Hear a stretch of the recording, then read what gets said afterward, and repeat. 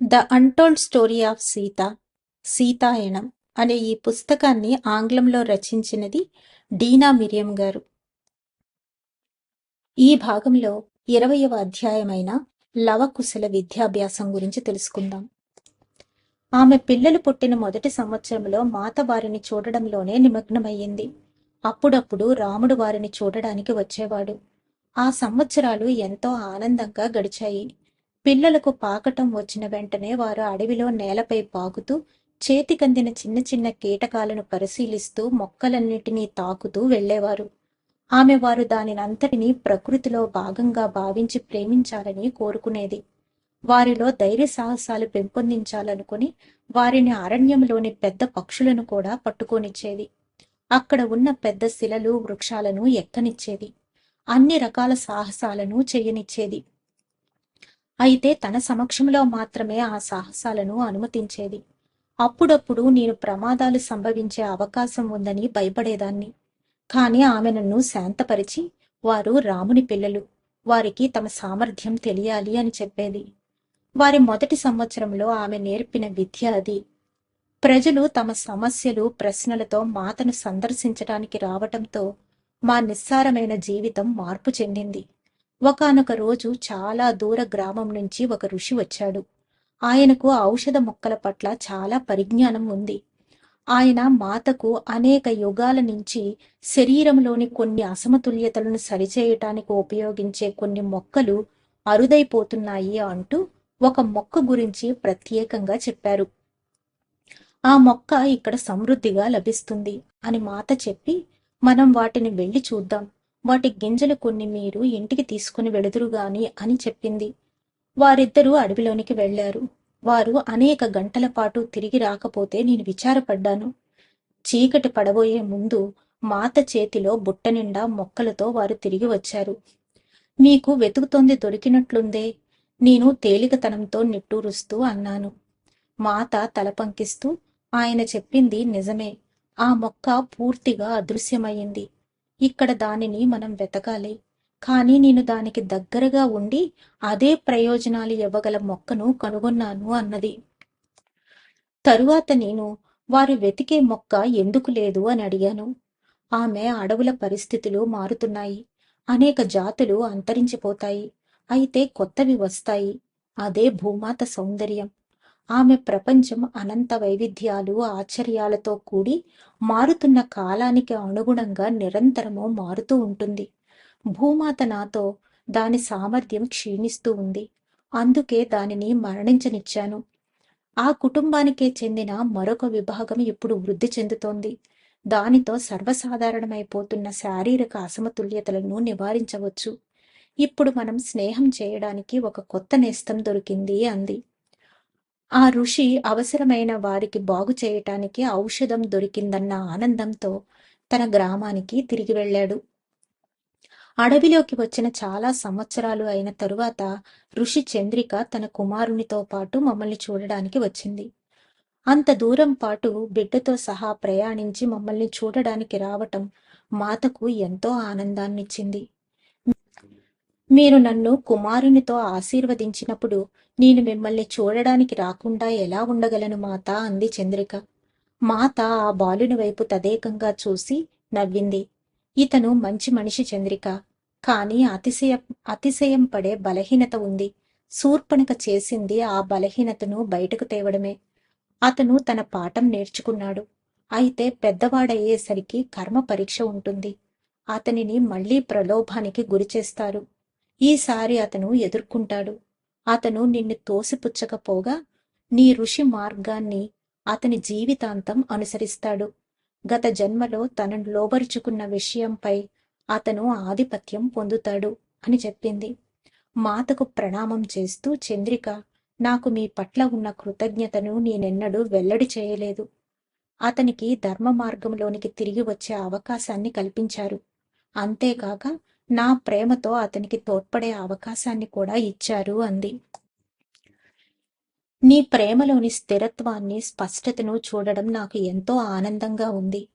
అది వ్యక్తిగత కోరికలతో కప్పబడకుండా నిర్మలంగా, బేషరతుగా ఉంది. నిజమైన కరుణ ద్వారా ఏర్పడే క్షమాబుద్ధికి నువ్వు ఆదర్శం. అయితే చంద్రిక, నువ్వు ఎన్నడూ నీ గౌరవాన్ని కోల్పోలేదు. నీ ప్రేమ వలనే అతనికి ఈ మార్చుకునే అవకాశం వచ్చింది. అది ప్రేమ కర్మల పరిస్థితులను కూడా మార్చగలదన్న వాస్తవాన్ని ప్రకటిస్తుంది. ఎన్నడూ దారి తప్పకు చంద్రిక. నీ ఉదాహరణ ద్వారా నువ్వు ప్రపంచానికి ఎంతో మేలు చేస్తావు అంది మాత.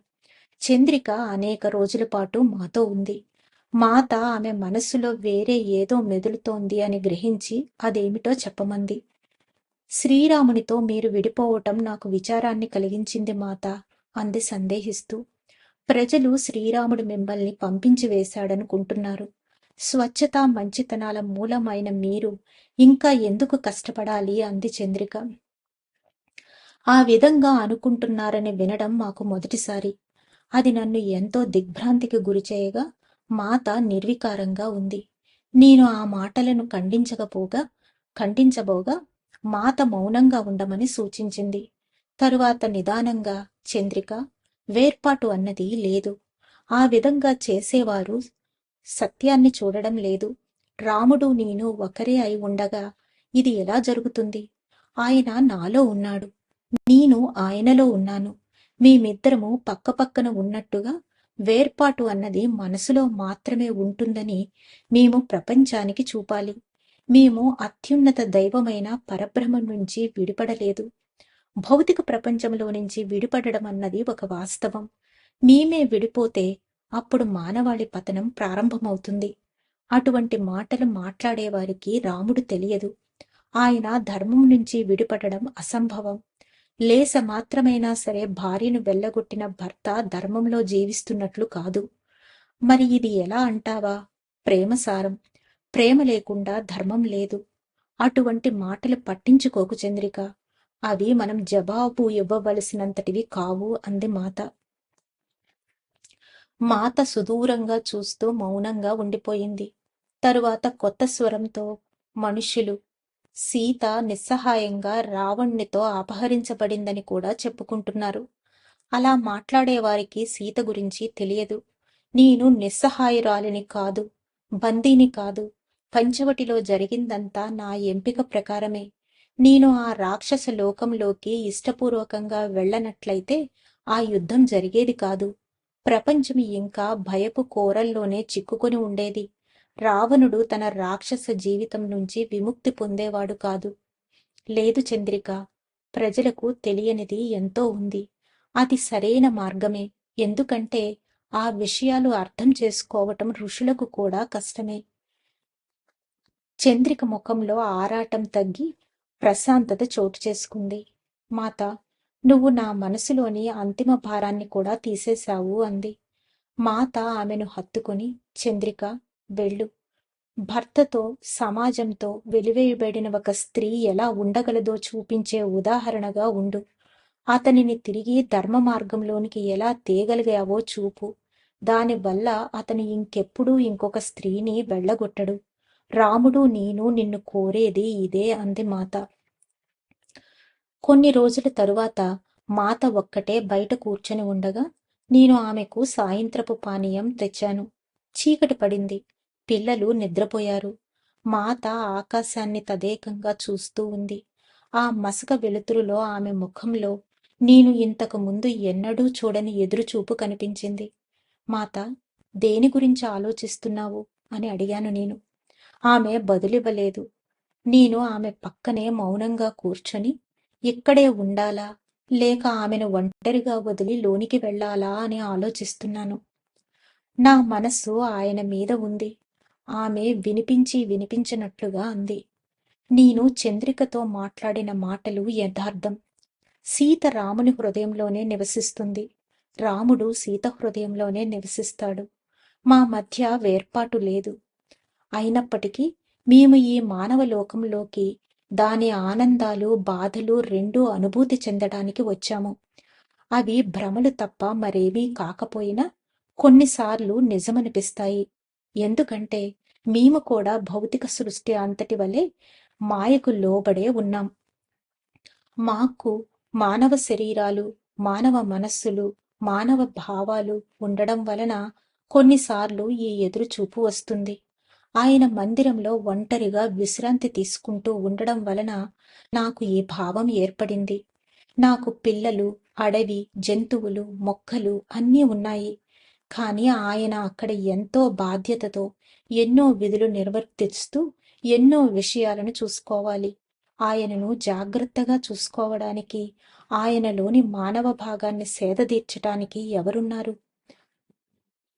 నేను, లక్ష్మణుడు, భరతుడు, శత్రుఘ్నుడు, వారి భార్యలు, మీ సోదరి, మీ తల్లి రాణులు ఉన్నారు కదా అన్నాను నిదానంగా.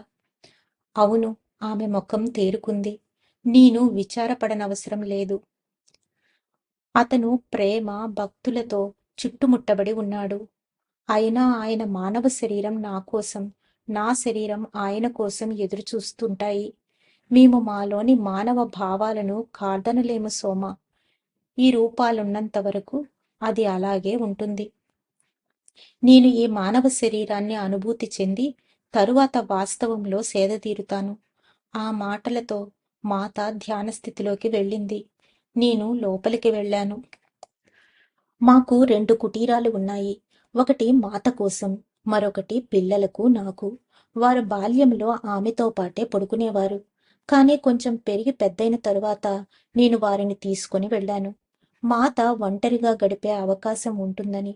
ఆమె ఎక్కువసేపు నిద్రపోదు, ధ్యానంలోనే గడుపుతుంది. పిల్లలకు 6 సంవత్సరాలు వచ్చేసరికి మాత వారికి పడుకునే ముందు కొంతసేపు ధ్యానం చేయడం అలవాటు చేసి ఒక కథ చెబుతూ ఉండేది. వారికి ఆ ఋషుల కథలు వినడం ఎంతో ఇష్టం. ఒకరోజు ధ్యానం తరువాత మాత వారిని మీరు ఏ కథ వినాలనుకుంటున్నారు అని అడిగింది. ఇద్దరు ఋషి అనసూయ మరి నదీ దేవతల కథ చెప్పమన్నారు. మాత నవ్వింది. ఆమె వారికి ఆ కథ ఎన్నోసార్లు చెప్పింది. వాళ్ళు అడిగారు కనుక ఆమె మళ్ళీ అదే కథ మొదలుపెట్టింది. ఋషి అనసూయ ఆమె భర్త అత్రి మహర్షి ఆశ్రమాన్ని నిర్మించుకోవడం కోసం ఒక నిర్జన ప్రదేశాన్ని వెతుకుతూ ఒక అరణ్యాన్ని చేరారు. అక్కడ చెట్లు నీరు లేక మాడిపోతున్నాయి. అనేక జంతువులు వలసపోయాయి. కనుచూపు మేరలో మనుషులే లేరు. అత్రి మహర్షి ధ్యాన సాధనకు ఇది అనువైన చోటు అని భావించగా ఏ హడావిడి లేకపోవటం బాగానే ఉన్నా జీవరాశి లేకపోవడం అనసూయ ఋషికి బాధ కలిగించింది. ఒకరోజు ఆమె అడవిలో నడుస్తూ ఉండగా ఆహారం లేకపోవటం వల్ల చిక్కి శల్యమైపోయిన ఒక పులి కనిపించింది. ఆమె అతడు తన పంజాతో నీటి కోసం నేలను తవ్వడం చూసింది. ఆమెలో కరుణ పెల్లుబికి ఈ అడవికి ఏమయ్యింది అని అడిగింది. ఈ అడవి శపించబడింది. అందువలన 10 సంవత్సరాల నుంచి వానలు లేవు అని చెప్పాడు విచారంగా. మాత, దయచేసి మాకు సహాయం చేయండి. అనేక తరాలుగా మా కుటుంబం ఈ అడవిలోనే నివసిస్తుంది. దీనిని వదిలి వెళ్ళటం భావ్యం కాదు. మాత అప్పుడు ఈ అరణ్యానికి నీటిని, జీవాన్ని తిరిగి తెస్తాను అని మాట ఇచ్చింది. ఆ రాత్రి ధ్యానంలో సహాయాన్ని వెతుకుతూ ఆమె దివ్యలోకాలకు ప్రయాణించింది. లవుడు ఉద్వేగంతో దివ్యలోకం ఎక్కడ ఉందమ్మా, మేఘాలపైన అని అడిగాడు. మాత నవ్వి అతని తలను హత్తుకుంది. ఈ విషయాన్ని అతనికి ఎన్నోసార్లు వివరించింది. కళ్ళు మూసుకో అని సూచించింది. వారి హృదయాలపై మృదువుగా తడుతూ ఆమె వారితో దివ్యలోకం మీ లోపలే ఉంది. అది ఎంతో సుందరంగా ఉంది, చూడండి అంది వారితో. ఆమె కథను కొనసాగించింది. అనసూయ ఋషి దివ్యలోకంలోని సౌందర్యాన్ని, జీవాన్ని అంతటినీ చూసి ఆ సౌందర్యాన్ని భూమిపైన ప్రత్యక్షీకరించాలనుకుంది. ఆమె ఒక నది వద్దకు వచ్చి ఆ అందమైన నదీ దేవత మందాకిని దేవిని పిలిచింది. ఆ దేవత నది నుంచి బయటకు రాగా ఋషి ఆమెతో దయచేసి ఆ అడవిలో జీవాన్ని పునరుద్ధరించడంలో నాకు సహాయం చెయ్యి, నాతో పాటు భూమి మీదకు రా అని అడిగింది. కాని ఆ నదీ దేవత తల కొట్టుకుని నువ్వు నన్ను ఈ సుందర ప్రదేశాన్ని వదిలి ఆ నిర్వీర్యమైన చోటుకు రమ్మంటున్నావు ఎందుకు అని అడిగింది. ఋషి అనసూయ తనను తాను నిలువరించుకోలేకపోయింది. తొందరపాటు ధ్వనించే స్వరంతో ప్రేమ వలన అని బదులిచ్చింది. ఆ వృక్షాలు, జంతువులు నీరు లేకుండా బాధపడుతున్న వాటి పట్ల ప్రేమతో, మానవులు తమ ఆహారం కోసం కూడా మొక్కలు, జంతువులపైనే ఆధారపడతాయి. కనుక ప్రేమతో రా అని అడిగింది. ఋషి యొక్క గాఢ భక్తికి ఆ దేవత చెలించిపోయింది. నీకోసం నేను వస్తాను అంది. ఆమె నువ్వు ఇక్కడి సౌందర్యాన్ని అక్కడ ప్రతిబింబిస్తే, నువ్వు అక్కడ అరణ్యానికి తిరిగి జీవం తేగలిగితే నేను దానిని పోషించడానికి వస్తాను అని అంది. ఋషి అనసూయ తిరిగి తన భౌతిక రూపంలోకి వచ్చి గాఢ తపస్సులో మునిగిపోయింది. మీకు నేను తపస్సు అంటే ఏమిటో చెప్పాను. దివ్యలోకం అదృశ్యమయ్యింది. బాలురిద్దరూ కళ్ళు తెరిచారు. చాలాసేపు ధ్యానం చేశాము అన్నాడు కుశుడు. మరి త్యాగము, ఆహారాన్ని, నిద్రను వదిలేయడం తోడు పలికాడు లవుడు. మాత తలూపింది. అది ఎన్నో రూపాలలో ఉన్నప్పటికీ అవన్నీ ఒక లక్ష్యం కోసమే. అదేమిటో మీకు జ్ఞాపకం ఉందా అని అడిగింది. మన ఇచ్ఛను బలీయం చేసుకోవటం లవుడు అన్నాడు. మాత మళ్ళీ తలూపింది. ఎంతో బలీయమైన శక్తి సూర్యదేవుడు. మానవ ఇచ్ఛలో ప్రకాశవంతమైన సూర్యదేవుని శక్తి కంటే బలీయమైన శక్తి ఉంది. కానీ మనకు దానిని ఏ విధంగా ఉపయోగించుకోవాలో తెలియదు. అది మన లోపలే మూయబడి ఉంది. తపస్సు ఆ ఇచ్ఛ యొక్క శక్తిని వెలికి తీస్తుంది. ఈ విషయం ఎప్పుడూ జ్ఞాపకం ఉంచుకోండి. వారు కళ్ళు విప్పార్చుకుని చూశారు. అంతేకాదు, అది భక్తికి కూడా బలం చేకూరుస్తుందా అడిగాడు. మాత తలూపింది. అది మానవులకు ఇవ్వబడిన వరం. అయితే చాలా మంది మనుషులకు ఆ వరం గురించి తెలియదు. ఆ ఇచ్ఛని మేల్కొల్పడానికి ఎంతో సాధన, శిక్షణ అవసరం. ఋషులకు మాత్రమే ఆ రహస్యం తెలుసు. ఋషి అనసూయకు అద్భుతమైన ఇచ్ఛాశక్తి ఉంది. అనేక సంవత్సరాలు ధ్యాన సాధనకు అంకితమై ఆమె దానిని జాగృతీకరించుకుంది. ఆమె ఆశ్రమం వెనుక ఒక పెద్ద శిల, ఏ సామాన్య మానవుడు ఎక్కలేని కొండ ఉంది. కాని అనసూయ తన ఇచ్ఛాశక్తితో దానిపైకి ఎక్కి నిద్రాహారాలు లేకుండా ధ్యానంలో కూర్చుంది. సంవత్సరాలు గడిచినా ఆమె కదల్లేదు. దేవతలు భయపడి ఆమెను ధ్యానం నుంచి వెలికి తేవడానికి ఎన్నో రకాల ప్రయత్నాలు చేశారు. వారు ఆ విధంగా ఎందుకు చేశారు అడిగాడు కుశుడు. ఆమె ఈ ప్రపంచానికి సహాయం చేయడం కోసమే ప్రయత్నిస్తుంది కదా, మరి వారు ఆమె ధ్యానానికి భంగం కలిగించాలని ఎందుకు అనుకున్నారు అని అన్నాడు. వారు ఆమె ఇచ్ఛాశక్తిని పరీక్షిస్తున్నారు. వారు ఆమెను కేవలం మనిషిలాగా చూసి దేవతల పరీక్షను తట్టుకోలేదనుకున్నారు. కాని ఆమె నిలిచింది. కేవలం తన ఇచ్ఛాశక్తి ద్వారా ఆమె వృక్షాలను చిగురింపచేసింది.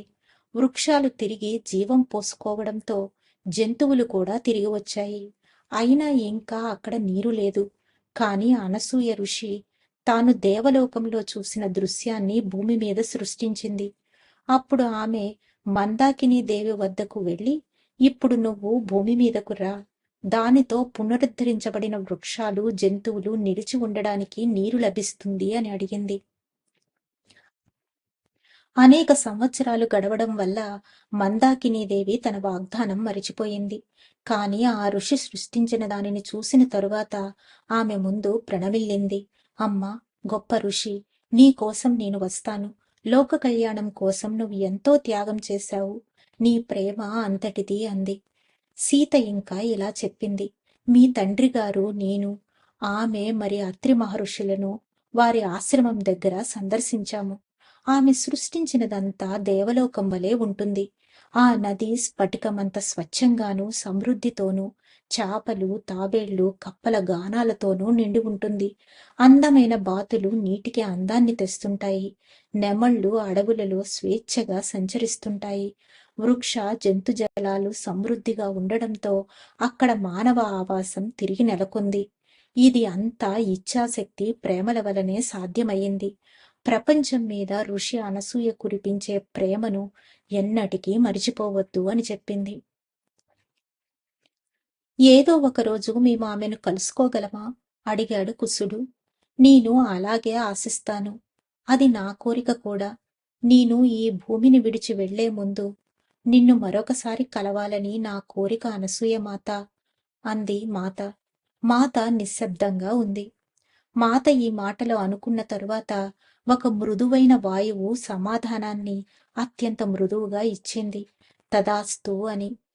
ఆ మరుసటి రాత్రి మళ్ళీ కథకు సమయం దగ్గర పడ్డప్పుడు బాలురు, అనసూయ ఋషి, మందాకిని నదుల కథను అడిగారు. మాత నవ్వి, ఈ కథను రాత్రే చెప్పాను. మీకు కొత్త కథ వినడం ఇష్టం లేదా అని అంది. వారిద్దరూ తలూపారు. అయితే ఇప్పుడు నేను మీకు అరుంధతి ఋషి, వశిష్ఠ మహర్షుల కథ చెప్తాను. వారిని కలుసుకోవటం మీకు జ్ఞాపకం ఉందా అని అడిగింది. వారు లేదన్నట్లు తలూపారు. వారు మిమ్మల్ని సందర్శించారు. కానీ మీరు చాలా చిన్నగా ఉండడం వలన అది మీరు జ్ఞాపకం ఉంచుకోలేకపోయారు. అరుంధతి ఋషి, వశిష్ఠ మహర్షి ఇద్దరూ చాలా వివేకవంతులు, శక్తివంతులు. ఆ ఋషులకు వివాహం జరిగింది. వశిష్ఠ మహర్షి ఏ ఆయుధాన్నైనా తిప్పికొట్టగల మంత్రాన్ని తెస్తే అరుంధతి ఋషికి వితరణ శక్తి ఉంది. ఆమె ఎంతమందికైనా భోజనం పెట్టగలదు. ఒకరోజు కౌశికుడు అనే మహారాజు వారి శక్తుల గురించి విని ముందుగా తెలియజేయకుండా తన పెద్ద సైన్యంతో వారిని సందర్శించడానికి వచ్చాడు. ఋషి అరుంధతి వారందరికీ ఆహారం సమకూర్చింది. వారు బయలుదేరబోతుండగా మహారాజు ఆమెను అంతమందికి ముందు తెలియజేయకుండా, తయారు చేసే సమయం లేకుండా ఆహారం సమకూర్చగలగడంలో రహస్యం ఏమిటి అని అడిగాడు. ఋషి అరుంధతి చాలా మర్యాదగా ప్రభు ఆశీర్వాదం వలన అని చెప్పింది. మహారాజు సైనికుల్లో కొందరు తాము వశిష్ఠ మహర్షి వద్ద ఒక పవిత్రమైన ఆవు, కామధేనువు ఉందని, అది లెక్కలేనన్ని పాలు ఇస్తుందని విన్నామని చెప్పారు. ఆ ఆవు వారి సమృద్ధి రహస్యమని భావించి తమ రాజుకు దానిని బహుమతిగా ఇవ్వమంటారు. వశిష్ఠ మహర్షి క్షమాపణ కోరుతూ ఆ కామధేనువు తన భార్యకు ఎంతో ప్రియమైనదని, అది ఆమె కొరకు మాత్రమే పాలు ఇస్తుందని చెప్పాడు. దానివల్ల వారికి ఏమీ ఉపయోగం ఉండదని అన్నాడు. ఈ తిరస్కారం మహారాజును ఆగ్రహానికి గురిచేసింది. అతను కోరింది ఏదైనా ఇవ్వటానికి ఎప్పుడూ ఎవ్వరూ తిరస్కరించలేదు. దానితో అతను సైనికులను ఆ ఆవుని తీసుకురమ్మని ఆదేశించాడు. వశిష్ఠ మహర్షి తన భార్య వైపు చూశారు. వారిద్దరూ ఒకే మనస్సు కలిగి ఉండడం వల్ల ఏం చేయాలో ఆమెకు తెలుసు. ఆమె ఆవు ముందు నిలబడి మహారాజుతో, మహారాజా, నేను మిమ్మల్ని ప్రార్థిస్తున్నాను. ఈ ఆవును నా నుంచి విడదీయవద్దు. అది నా కుమార్తె వంటిది. బిడ్డను తల్లి నుంచి వేరు చేయటం అన్యాయం. అది మీకు ధర్మం కాదు అంది. మహారాజు దీనితో విచక్షణ కోల్పోయాడు. అతనికి వశిష్ఠ మహర్షికి మధ్య యుద్ధం జరిగింది. తన శక్తివంతమైన ఆయుధాలన్నింటినీ మహర్షి మంత్రాలతో తిప్పికొట్టడంతో అతని కోపం మరంతగా ఉప్పొంగింది. తన భౌతిక శక్తి సామర్థ్యాల కంటే తపస్సు గొప్పదని గ్రహించి తన మహారాజతత్వాన్ని వదిలి శక్తిని సంపాదించటం కోసం గాఢ ధ్యానంలోనికి ప్రవేశించాడు. అతను సాధన చేశాడు. తన స్వయం కృషితో శక్తివంతమైన ఋషిగా మారాడు. అయితే వశిష్ఠ మహర్షి శక్తి ముందు తాను సాధించినది ఎందుకు కొరగాదని గ్రహించి ఆగ్రహంతో వారిద్దరితో, ఆయన మీ కుమార్తెలా చూసుకుంటున్న మీ గోవును నాకు ఇవ్వడానికి నిరాకరించారు కనుక మీ కుమారులందరూ చనిపోవాలని నేను శపిస్తున్నాను అని అన్నాడు. ధ్యాన సాధన ద్వారా అతను శపించే శక్తిని పొందాడు. మాత తన కుమారుల ముఖంలో భయాన్ని చూసి కొంతసేపు ఆగింది. వాళ్ళందరూ చనిపోయారా? కుసుడు నెమ్మదిగా అడిగాడు. అవును. ఋషి అరుంధతి, వశిష్ఠ మహర్షి వారి కుమారులందరూ చనిపోవటం చూశారు. కాని ఒక ఋషి శాపాన్ని తిప్పికొట్టకూడదు కనుక వారు నిస్సహాయంగా చూస్తూ ఉండిపోయారు. మహారాజు వారిని ఓడించలేకపోయాడు. కాని వారి హృదయాలను గాయపరిచాడు. అయితే ఆ శాపం వారి కుమార్తెలను అంటలేదు. వారి కుమార్తెలు తమ తల్లిదండ్రుల విచారాన్ని చూసి వారి బాధను తొలగించటానికి తామేం చెయ్యాలా అని చర్చించుకున్నారు. వారిలో ఒక కుమార్తె తల్లి దగ్గరకు వెళ్ళి, అమ్మా, నేను నిన్ను వేడుకుంటున్నాను. దయచేసి ఏ శాపాలు, నిరర్ధకంగా చంపటాలు, తల్లిదండ్రులకు విచారం లేని లోకాన్ని సృష్టించు అని అడిగింది. ఋషి అరుంధతి తన కుమార్తె కళ్లల్లోని ఆశను చూసి, అవును, నేను అది చేయగలను. ఆ విధమైన ప్రపంచాన్ని సృష్టిస్తాను అని ఆమె తన కుమార్తెల సహాయాన్ని కోరింది. ఇప్పుడు ఆమె కుమార్తెలు ఎంతో వివేకవంతులు, ధ్యానంలో ఎంతో సాధించారు. తమ కుమార్తెలందరూ తన పక్కన ఉండగా ఆమె ఆ విధమైన ఆదర్శలోకం సృష్టించడం కోసం సుదీర్ఘకాలం గాఢ ధ్యానాలు చేసింది. దాని ఫలితం ఏమిటో మీకు తెలుసా? ఆ పిల్లలు మాట్లాడలేదు. నాతో పాటు బయటకు రండి, నేను మీకు చూపిస్తాను అంది మాత చెరో చేతిని పట్టుకుంటూ. వారు చీకటిలో బయటకు వెళ్ళగా మాత నక్షత్రాలతో నిండిన స్వర్గాలను పరిశీలించి ఒక నక్షత్రం చూపిస్తూ, అదుగో అది అనసూయ ఋషి, ఆమె కుమార్తెలు సృష్టించిన లోకం. మానవ ప్రపంచానికి శాపాలు విచారం లేని లోకం సృష్టించడం సాధ్యమేనని తెలియజేయటం కోసం వారు సృష్టించినది. ఆ తరువాతది వశిష్ఠ మహర్షి సృష్టించిన లోకం. అది ఆ ఆదర్శ ప్రపంచాన్ని రక్షించటానికి సృష్టించబడింది. అది ఎంత ప్రకాశవంతంగా ఉన్నదో చూస్తున్నారా? ఆయన తన భార్య పిల్లలు సృష్టించిన లోకాన్ని రక్షిస్తూ నిలబడ్డాడు. అది వారి ప్రేమ చిహ్నం. ఆ రెండు నక్షత్రాలు ఎప్పుడూ ఒకదాని దగ్గర ఒకటి ఉండి మనకు ఒకరినొకరు రక్షించుకుని కాపలా కాసుకోవాలని, ప్రోత్సహించుకుని పోషించుకోవాలన్న అవసరాన్ని గుర్తు చేస్తూ ఉంటాయి. ఈ లోకాల సృష్టి తిరిగి వారి జీవితంలోకి ఆశను వెలుగును తెచ్చింది. ఇప్పుడు ఆ లోకాన్ని ఋషి అరుంధతి కుమార్తెలు పరిపాలిస్తూ ఉంటారు. అది ఎంతో సుందరమైనది. మీరు నన్ను అక్కడికి తీసుకుని వెళతారా అని అడిగింది ఆమె నవ్వుతూ. వద్దు వద్దు అరిచాడు కుసుడు. నేను ఇక్కడే ఉండాలనుకుంటున్నాను అంటూ ఆమెను పట్టుకుని వేలాడాడు. అమ్మా, నువ్వు నిజంగా అక్కడికి వెళ్ళావా అని అడిగాడు లవుడు. నిజంగానే. అది ఎంతో అందమైన లోకం. నేను అరుంధతి ఋషి కుమార్తెలకు తన తల్లిదండ్రులను అంత దుఃఖం నుంచి తేరుకునేటట్లు చేసినందుకు వారికి ప్రణామాలు అర్పించటానికి వెళ్ళాను. అమ్మా, మొదలుపెట్టాడు లవుడు. మాత అతని వైపు తిరిగింది. అందుకేనా మనం ఆవులను అంతగా ప్రేమిస్తాము అని అడిగాడు. అది కూడా ఒక కారణం, ఆమె బదులిచ్చింది. ఏ ఆవునైనా చూసినప్పుడు నాకు కామధేనువు, ఆమెకు ఋషి అరుంధతికి మధ్య గల ప్రేమ విశ్వాసాలు గుర్తుకు వస్తాయి. మహారాజు వద్దకు వెళ్ళినట్లయితే ఆయన కామధేనువు బహుమానాలను దుర్వినియోగం చేసి ఆమె జీవితాన్ని దుర్భరం చేసి ఉండేవాడు. ఆమె కుమార్తెను రక్షించడం కోసం ఎన్నో సంవత్సరాల పాటు తమకు ఎంతో చేసి ఆమెను ఈ విధి అంటే కర్మ నుంచి తప్పించడం కోసం అరుంధతి తనకు ఎంతో ప్రియమైన కుమారులనే త్యాగం చేయవలసి వచ్చింది. ఆమె వ్యక్తిగతంగా ఎంతో విలువైన మూల్యాన్ని చెల్లించి ధర్మాన్ని నిలిపింది అని మాత నవ్వి ఇంకా ఇలా అంది. మీరు ఆడ జంతువులనన్నింటినీ మీ కుమార్తెలుగా చూడాలి. మగ జంతువులనన్నింటినీ మా కుమారులలాగానా అని కుసుడు అడిగాడు. మాత తలూపింది. మీరు వాటిని మీకు వీలైనంతగా రక్షించాలి. చలిగాలి వేస్తోంది, లోపలికి వెళదాం పదండి అంది మాత. వారు లోపలికి వెళ్లి సర్దుకున్నాక కుసుడు, వారి కుమారులను మరణించమని శపించిన ఆ దుష్టరాజుకు ఏమయ్యింది అని అడిగాడు.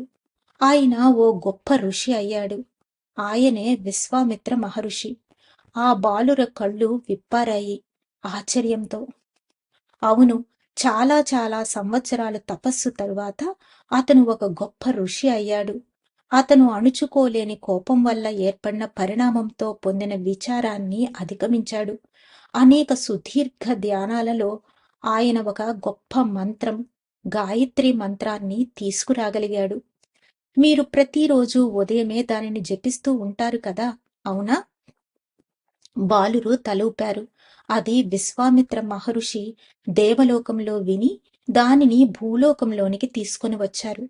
మన చెవులు అంత బాగా వినగలవు. మన మానవుల చెవులు వినలేని ఎన్నో మధురమైన శక్తివంతమైన ధ్వనులు ఉన్నాయి. అయితే తన ధ్యానం ద్వారా ఆయన ఈ శక్తివంతమైన మంత్రాన్ని మానవులు వినేటట్లు చేశాడు. ఒకానొక రోజు వశిష్ఠ మహర్షి ధ్యానంలో ఉండగా గాయత్రి మంత్రజపం వినబడింది. ఆయన తల వంచి, మాకు ఈ మంత్రాన్ని అందించిన వారికి నేను నివాళులు అర్పిస్తున్నాను అన్నాడు. వెంటనే ఆయన మంత్రాన్ని భూమి మీదకు తెచ్చిన వారు ఎవరో గుర్తించాడు. ఆయన హృదయంలో క్షమ పెల్లుబికింది. ఆ వెంటనే విశ్వామిత్ర మహర్షి వశిష్ఠ మహర్షి వద్దకు వచ్చి క్షమాపణలు కోరాడు. ఆయన క్షమించాడు. కాని తన కుమారుల మరణం వలన తీవ్ర విచారానికి లోనైన తన భార్య నుంచి కూడా క్షమాపణ కోరమని చెప్పాడు. అరుంధతి ఋషి యొక్క హృదయం ఆకాశమంత విశాలమైనది. ఆమె తనలో ఏ కోపాన్ని నిలిపి ఉంచుకోలేదు. విశ్వామిత్ర మహర్షి ఆమె వద్దకు వెళ్ళేసరికి ఆమె ఆయనను క్షమించింది. ఆమె దయగా అంత బాధాకర పరిస్థితి నుంచి ఎంత మంచి జరిగిందో చూడు. మీరు విశ్వం యొక్క మేలు కొరకు ఒక బలమైన శక్తిగా మారారు. ఎంతో మందికి ఉపయోగపడతారు. నా కుమార్తెలు బాధలే లేని లోకాన్ని సృష్టించారు. అది రాబోయే యుగాలలో మానవాళికి ఒక ఉదాహరణగా నిలిచి ఉంటుంది అంది. బాలురు ఆలోచనలో పడ్డారు. అప్పుడు మాత, ఈ కథ నుంచి మీరేం నేర్చుకున్నారు అని అడిగింది. లవుడు ముందుగా జవాబిచ్చాడు. అత్యంత ఘోరమైన చర్య కూడా క్షమించబడుతుంది. దాని నుంచి మంచే వస్తుంది అన్నాడు. అది ఎంతో ముఖ్యమైన పాఠం. మన హృదయాలు నీచాతి నీచమైన దానిని కూడా క్షమించేంత విశాలంగా ఉండాలి. అయితే ఆ పని చేసిన వారు తాము చేసిన తప్పుని అర్థం చేసుకోగలగాలి. అప్పుడు మాత్రమే క్షమ సంభవం అని బదులిచ్చింది మాత. తరువాత ఆమె కుసిని వైపు తిరిగి, కుస, నువ్వేం నేర్చుకున్నావు అని అడిగింది. అతను వెంటనే ఏమీ మాట్లాడలేదు. ఎట్టకేలకు, నేను అరుంధతి కుమారుల గురించి ఆలోచిస్తున్నాను. వారు తమ తల్లిదండ్రుల కోసం ఎంత గొప్ప పని చేశారు. కాని అని మౌనంగా ఉండిపోయాడు. కానీ ఏమిటి కుస? ఆమె అడిగింది మృదువుగా. కాని నీకు కుమార్తెలు లేరు. మాకేమైనా జరిగితే ఆ విచారం నుంచి రక్షించడానికి నీకు ఎవరు ఉంటారు అడిగాడు కొంత విచారంగా. ఆమె నవ్వింది. నువ్వు చెప్పింది నిజమే. నాకు కుమార్తెలు లేరు. కాని మనవరాళ్లు ఉంటారు. మీరు ఇద్దరూ చెరోకర్ని నాకు ఇవ్వండి. అదీగాక మీకు ఏమీ జరగదు.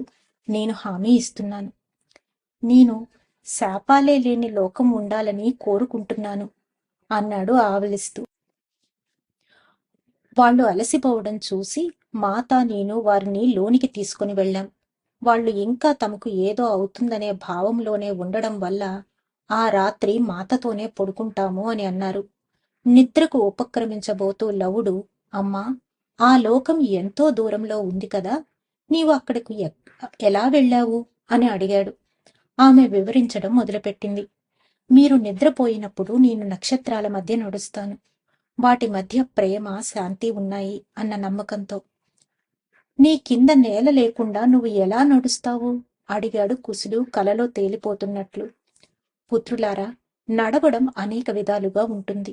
అలాగే ప్రయాణం కూడా అనేక విధాలుగా ఉంటుంది. భూమిపై జీవరాశి మాత్రమే శ్రద్ధ చూపవలసిన అవసరంలో లేదు. విశ్వమంతా శ్రద్ధ అవసరమైన జీవజాలం ఉంది. బాలురు నిద్రించారు. మాత బయటకు వచ్చి ఆకాశాన్ని చూస్తూ ఉంది. నేను బాలుర వద్దకు వెళ్ళబోయాను. నేను నా మనవరాళ్లను చూసుకోవటానికి కాని, లేదా లవకుశల భార్యను చూడడానికి కాని ఈ లోకంలో ఉండను. ఆమె అరుంధతి నక్షత్రాన్ని తదేకంగా చూస్తూ శాంత స్వరంతో చెప్పింది. కాని సోమ, నువ్వుంటావు. నువ్వు నా మనవరాళ్లను తెలుసుకుంటావు. నేను నీ కళ్ళ ద్వారా వాళ్లను చూసి నీ చేతులతో ఎత్తుకుంటాను. నాకు మిథులలో ఉన్న స్వతంత్రం అంతా వారికి ఉండాలని నేను కోరుకుంటాను. అది జరిగేటట్లు నువ్వు చూడాలి. నువ్వు నాకు ఆ మాట ఇవ్వు అని అంది. మాత, మీరు ఇలా ఎందుకు మాట్లాడుతున్నారు? మీరు యవ్వనంలోనే ఉన్నారు, ఆరోగ్యంగా ఉన్నారు. నేను హెచ్చరించబడ్డాను. నా మీదకు ఒక భారం వచ్చి పడింది. ఆమె నా ప్రశ్నకు బదులివ్వకపోగా నన్ను వాగ్దానం చేయమని బలవంతం చేసింది. చివరిగా నేను, మాత, మీరు ఏం అడిగినా నేను చేస్తానని మీకు తెలుసు. దయచేసి ఈ లోకం నుంచి వెళ్ళిపోతాను అనకండి. అది నేను వినలేను అన్నాను. మా ఇద్దరి మధ్య ఆ విధమైన విషయం రావటం ఇదే మొదటిసారి. అది ఆమె ఎంతో కాలం మాతో ఉండదు అన్నదానికి మొదటి సూచన కూడా. కొన్ని రోజుల తరువాత నేను పిల్లల్లో నిద్రపుచ్చుతుండగా లవుడు కుసుడితో, అమ్మ చెప్పే కథలు మనం ఆశ్రమంలో వినే కథల కంటే భిన్నంగా ఉన్నాయి. ఆమె చాలా గొప్ప ఋషి అయి ఉంటుంది, మన గురువుగారి కంటే కూడా అన్నాడు. ఇప్పటి వరకు ఉన్న వారిలో ఋషులందరికంటే కూడా చాలా గొప్పది బదులిచ్చాడు కుసుడు.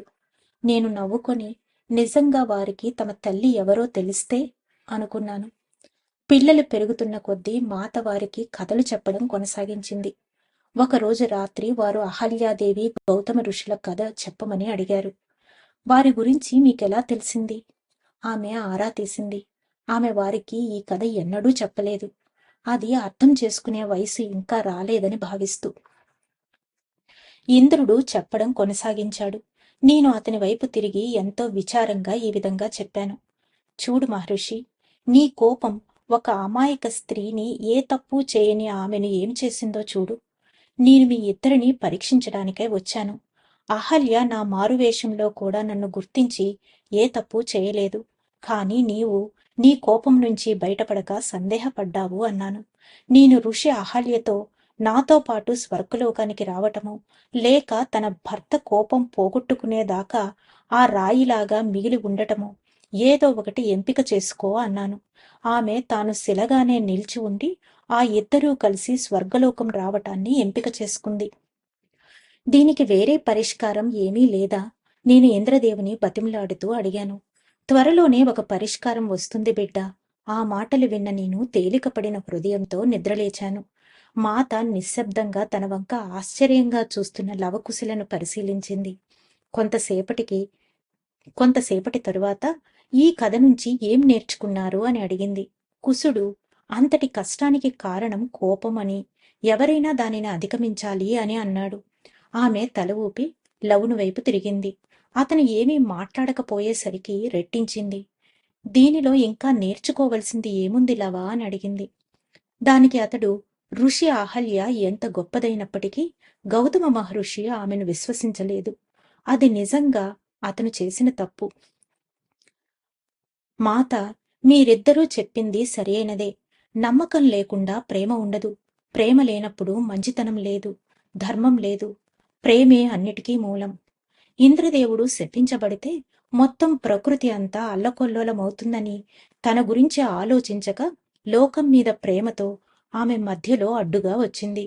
ఆమె తన భర్త మీద ప్రేమతో శిలగా నిలిచి ఉండాలని అనుకుంది. గౌతమ మహర్షికి గొప్ప జ్ఞానం ఉంది. కాని ఋషి అహల్యకు గొప్ప ప్రేమ ఉంది. ప్రేమ లేని జ్ఞానం వివేకం కాబోదు అంది. గౌతమ మహర్షి తన భార్యకు సంభవించిన దానిని చూసి తీవ్రంగా ఆందోళన చెంది ఆమె పట్ల తన పొరపాటును సరిదిద్దుకునే వరకు బయటకు రాను అని చెప్పి ధ్యాన స్థితిలోనికి వెళ్ళాడు. ఈ క్రమంలో ఆయన తన కదల్లేని, మాట్లాడలేని నిస్సహాయురాలైన భార్యను ఒంటరిగా వదిలి వెళ్ళాడు. అది మళ్ళీ ఇంకొక పెద్ద తప్పు. తన కోసం అంత త్యాగం చేసిన వ్యక్తిని శ్రద్ధగా చూసుకోవటానికి బదులు అతను తపస్సును ఎంచుకున్నాడు. ఆ కాలమంతా దేవతలు ఆమెను జీవించి ఉండేటట్లు చూశారు. అతను ప్రేమను పొంది కోపాన్ని, సందేహాలను వదుల్చుకోవటానికి ఎన్నో సంవత్సరాలు పట్టింది. మాత నవ్వుతూ కొనసాగించింది. కనుక తరచూ ఋషులు కూడా తమ అభివృద్ధి కోసం తపస్సు చేస్తూ ఉంటారు. అయితే సృష్టిలోని ప్రతి అణువులోనూ సహజంగానే జనించి ఉన్న ప్రేమకు వారి హృదయాలు సంసిద్ధపడినప్పుడే వారి అభివృద్ధి వేగంగా ఉంటుంది. నేను తపస్సు మంచిది కాదని, అవసరం లేదని చెప్పటం లేదు. కానీ నీ హృదయం ప్రేమకు సంసిద్ధంగా లేకపోతే దాని వలన ఏ ప్రయోజనమూ లేదు. అది శక్తిని ఇస్తుంది, కానీ వివేకాన్ని కాదు. వివేకం లేని శక్తి ఎంతో మందిని దిగజారిపోయేటట్లు చేసింది. మాత తన మాటల గురించి ఆలోచిస్తున్నట్లు మౌనంగా ఉండిపోయింది. కాని అమ్మా, నువ్వు కథ పూర్తి చేయలేదు అర్థించాడు కుశుడు. మా తండ్రి గారు మహారాజు శ్రీరాముడు ఆమెకు శాప విముక్తి కలిగించారు కదా అన్నాడు. నువ్వు సరిగ్గానే చెప్పావు. మహారాజు శ్రీరాముడే వారిద్దరికీ శాప విముక్తి కలిగించాడు. ఆయన గౌతమ మహర్షికి తన కోపం, సందేహాల నుంచి విముక్తి కలిగించి ఆయన హృదయాన్ని ప్రేమ కోసం సిద్ధపరిచాడు. అహల్య ఋషికి శిలారూపం నుంచి విముక్తి కలిగించాడు. రామపాదం తాకిన తరువాత ఆమె మళ్లీ కదిలి మాట్లాడగలిగింది. ఆమె మళ్లీ సౌందర్యవంతురాలై మానవ జీవితంలోనికి వచ్చింది అని మాత బాలురను పడుకోబెట్టింది. నేను ఆమెకు రాత్రిపూట తాగే పానీయాన్ని తెచ్చినప్పుడు ఆమె ఎటో చూస్తూ కూర్చొని ఉండడం కనబడింది. నేను ఆమెను ఆ పానీయం ఇచ్చి పక్కనే కూర్చున్నాను. మాత, ఋషి అహల్య అంత అవమానం ఎందుకు పొందవలసి వచ్చిందో అని ఆశ్చర్యపడేదాన్ని. కానీ తరువాత నాకు ఆమె తన భర్త మీద ప్రేమతో అంత పరీక్షకు సిద్ధమైందని, దాని వలన అతను తన కోపాన్ని, అపనమ్మకాన్ని జయించి తనతో పాటు స్వర్గలోకంలోకి అడుగు పెడతాడు అని భావించటం వలన అని నేను గ్రహించాను. ఈనాటికి కూడా లోకం ఆమెను తప్పు చేసింది అని నిందిస్తుంది. కానీ ఆమె చేసిన గొప్ప త్యాగం గురించి ఎవరికీ తెలియదు. గౌతమ మహర్షి ఆమెకు కలుగజేసిన ఇబ్బంది ఫలితంగా గాఢ ధ్యాన సాధనలు చేసినప్పటికీ ఆయన హృదయం తెరుచుకోలేదు. రాముడు ఋషి అహల్యకు విముక్తి కలిగించినప్పుడు మాత్రమే ఆయన హృదయం తెరుచుకుంది. సోమ, నీకు జ్ఞాపకం ఉందా? రాముడు మిథులకు రావడానికి ముందు మనం ఈ కథ విన్నాం. నేను అవును అని తలాడించాను. అప్పుడు మాత్రమే అడవిలో నా ఈ శరీరాన్ని వెనుకకు తెచ్చింది ఇతనేనని గుర్తించాను. చాలా ఏళ్ల క్రితం ఆ రోజు నీకు గుర్తుందా సోమ? సోమ మళ్ళీ తలాడించింది. నేను రాముణ్ణి కలిసినప్పుడు మాట్లాడిన మొదటి మాటలు ఆ అమాయక స్త్రీ పడుతున్న ఇబ్బంది నుంచి విడుదల చేసినందుకు కృతజ్ఞతలు తెలపడం. దానికి ఆయన ఏం బదులిచ్చారో తెలుసా సోమ? మాత, ఆయన ఏం చెప్పారు? నేను వణికే కంఠంతో అడిగాను. ఈ కథ నన్ను ఎంతో కదిలించింది. నేను మౌనంగా కన్నీళ్లు కార్చాను. ఆమె నా వైపు మెరిసే కళ్ళతో చూసింది. ఆయన ఆమె ఇబ్బందిని చూసినప్పుడు పొరపాటే, అమాయకత్వము, ఏ ఆలోచన రాలేదు. తీర్పు చెప్పే ఊహే లేదు. ఆ శిలారూపంలో బందీ అయి ఉన్న గొప్ప ప్రేమను మాత్రమే చూశాడు. తాను ఆ ప్రేమను విడుదల చేస్తే తిరిగి అది ప్రపంచానికి ప్రసరిస్తుంది అని అనుకున్నాడు. అందుకే అతను భూమి మీదకు వచ్చాడు సోమ. ఆయన అది ఆయన ఉనికి లక్ష్యం అంది. కాని స్త్రీలు ఎందుకు ఇబ్బంది పడాలి మాత? నేను మా మాత స్త్రీలలో గొప్ప దేవత ఎన్ని కష్టాలు పడిందో స్వయంగా చూశాను. నా ఆలోచనలను తెలుసుకున్న మాత గొప్ప ప్రేమతో, సోమ, నేను ఈ లోకానికి ఒక మహారాణిలాగా ఉండటానికి రాలేదు. అది నీకు తెలుసు. కానీ మాత, మీరు మహారాణియేగా? నేను కళ్ళు తుడుచుకుంటూ అడిగాను. నేను అదే కాని నేను అందుకోసం రాలేదు. నేను జన్మ తీసుకున్నప్పుడు ముందు భూమాత చేతులను స్పృశించాలని అనుకున్నాను. నేను ఆమె గర్భంలో జన్మించడాన్ని ఎంపిక చేసుకోవడానికి కారణం, దానివల్ల నేను నిజంగా ఆమెను ఒక తల్లిగా అనుభూతి చెందగలుగుతాను. అది ప్రపంచం మొత్తానికి ఒక ఉదాహరణగా మారి అందరూ ఆమెను తమ తల్లిగా తెలుసుకుంటారు. సుదూర గతంలో అలాగే ఉండేది. ఇప్పుడు ఆ జ్ఞానమంతా కనుమరుగైపోతోంది. ఆమె దృష్టి నా వైపు నుంచి మరల్చి దూరంగా చూడసాగింది. నేను ఈ లోకానికి మళ్ళీ మళ్ళీ వస్తూనే ఉంటాను సోమ. కొన్నిసార్లు దృశ్యంగా, మరికొన్నిసార్లు అదృశ్యంగా. ఆ జ్ఞానాన్ని తిరిగి తేవటానికి, భూమాత పట్ల, సకల జీవరాశి పట్ల ప్రేమ పెంపొందించటానికి నా పని మౌనంగా చేస్తూనే వెళతాను. నేను అందుకోసమే వచ్చాను అంది. దానికి కుసుడు, గౌతమ మహర్షి భార్య తన పట్ల విశ్వాసంతో లేకపోవడం వల్ల శపించాడని, ఇది భార్యలందరికీ ఒక పాఠమని ఆశ్రమంలో బాలురలో ఒకరు చెప్పారు అని బదులిచ్చాడు.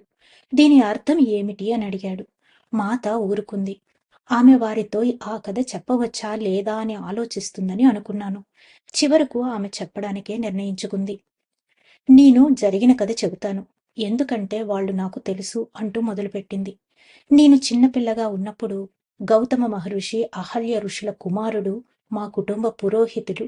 ఆయనంటే నాకు చాలా ఇష్టం ఉండేది. కానీ ఆయన ఎప్పుడూ విచారంగా ఉండడంతో నేను ఆయన వద్దకు వెళ్లేదాన్ని కాదు.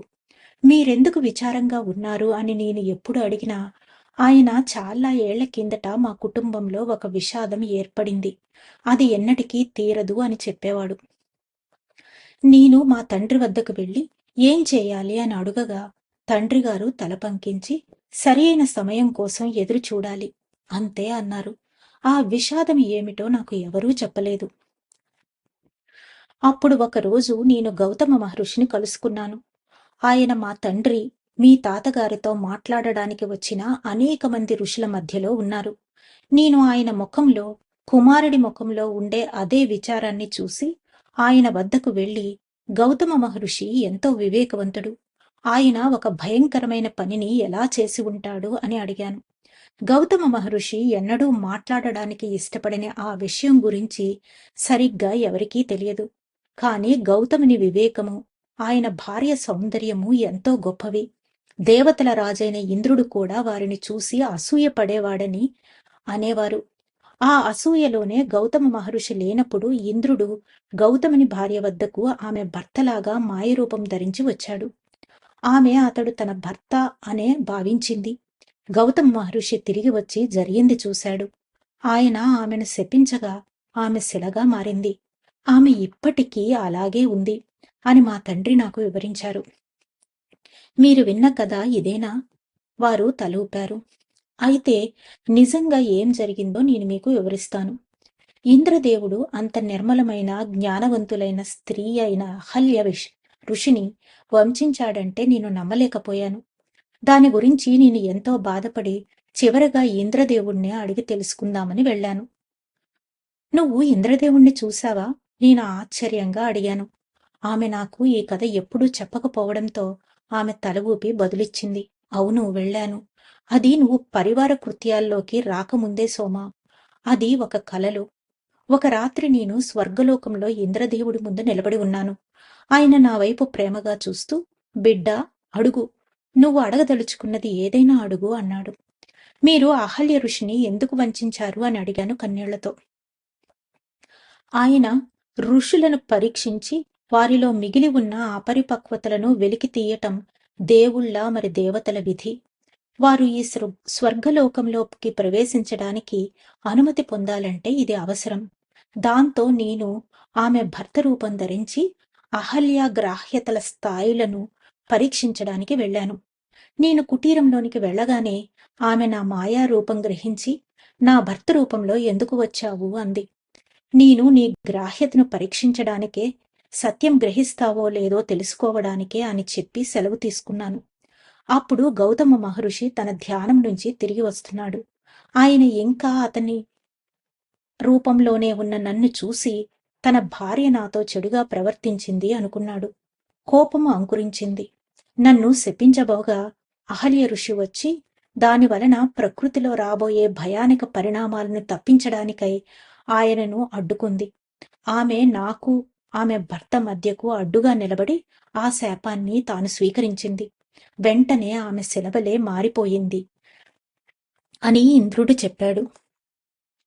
ధన్యవాదాలు మాస్టర్స్. ఈ రోజుతో 20వ అధ్యాయమైన లవకుశల విద్యాభ్యాసం పూర్తయింది. రేపటి నుంచి 21వ అధ్యాయమైన సీత అదృశ్య కార్యం గురించి తెలుసుకుందాం. అంతవరకు సెలవు తీసుకుంటూ పద్మజ.